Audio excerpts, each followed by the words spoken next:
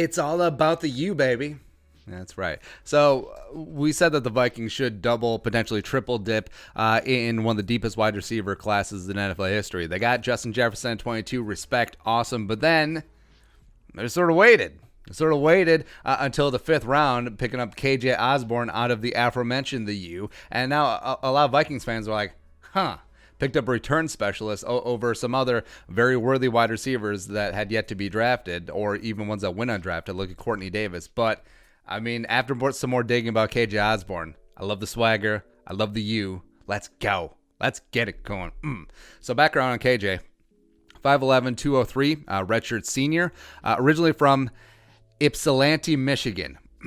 Nailed it. Which is a suburb of Detroit, which is also a suburb of Ann Arbor. But also, he played a couple years at IMG Academy down in Florida.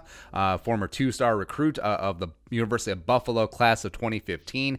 Inked up. So you go from the outskirts of Detroit, you go to Florida, and then you're like, let's go to Western New York, Buffalo, one time. Let's get it going. Took a couple years to find his footing. A bit of a late bloomer there with the Buffalo Bulls.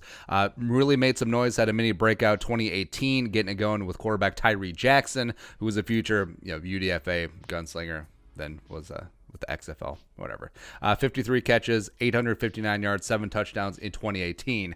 But then Tyree Jackson, he just left.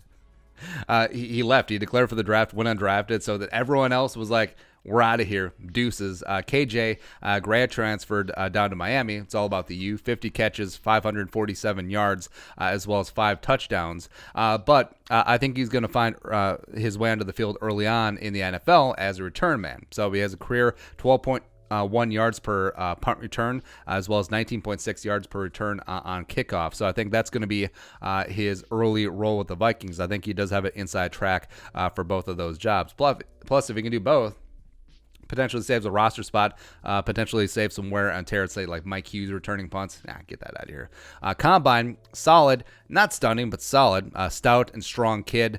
Almost looks more like a running back in space. But 18 bench reps, the aforementioned 203 pounds, ran a 4.48 40, and explosion drills are pretty damn solid as well. And initially I was kind of like, but we watched back some of his games, got a hold of one of the old Buffalo games as well, and teams really do like using him on the outside. They like using him on back shoulder throws. They don't mind throwing red zone fades to him, which may be more of a college thing. I don't really see that happening in the pros, but he ain't scared. He ain't scared at all. I love him. They also, Miami especially, like getting him on slants, getting him on shallow crossers, letting him run after the catch, which, again, like we said, if he finds space, he's not Brandon Ayuk in space. He's not Jalen Reagor in space, but he certainly uses his return man skills in the open field, and he's really solid. I really do like it. Plus, he ain't scared about taking a hit. He'll run over the middle. He will do all that stuff. Plays a lot bigger than his size.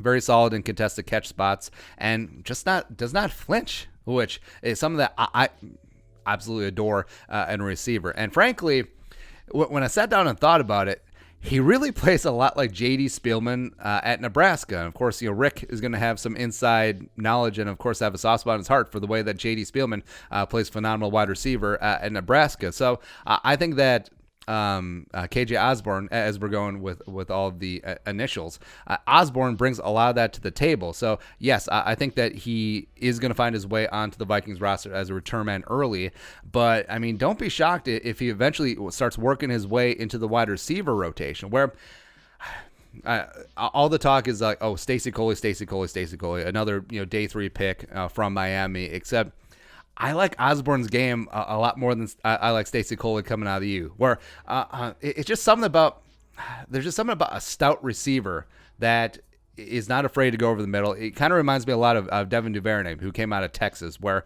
he really was more like a running back playing wide receiver. And then KJ Osborn brings a lot of that to the table as well. So yeah, initially it was a little bummed out that the Vikings didn't make a move for Tyler Johnson, who eventually ended up in Tampa Bay. Watch him have a 1,000-yard season with Godwin and Evans, as well as on the board.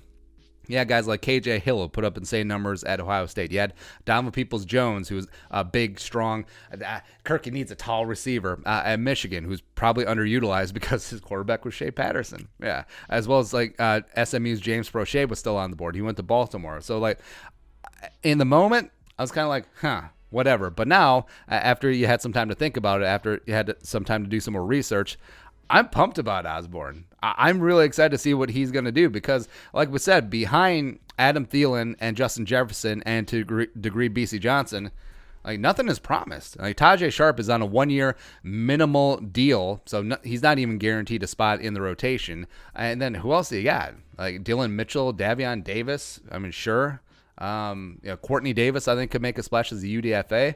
But other than that, I mean, KJ Osborn could legit work his way into the wide receiver rotation as a rookie. Because say that he's almost guaranteed a spot, say he locks up the return job. So he's going to be on the roster. He's going to be active on game day. So even though the Vikings are trending towards a running team, just having a more dynamic element like KJ Osborn on the field could work out. So I'm excited about the U. He's a tough kid. He's got some swagger. I think he's going to be really fun to watch. So it's all about the U, baby. Let's go. All right, KJ Osborn, let us know your thoughts in the comment section below. Subscribe for daily Vikings takes. Want to support the work? Pull us on the Venmo. Plus give us a follow on social media as well. But until next time, Skol, production value.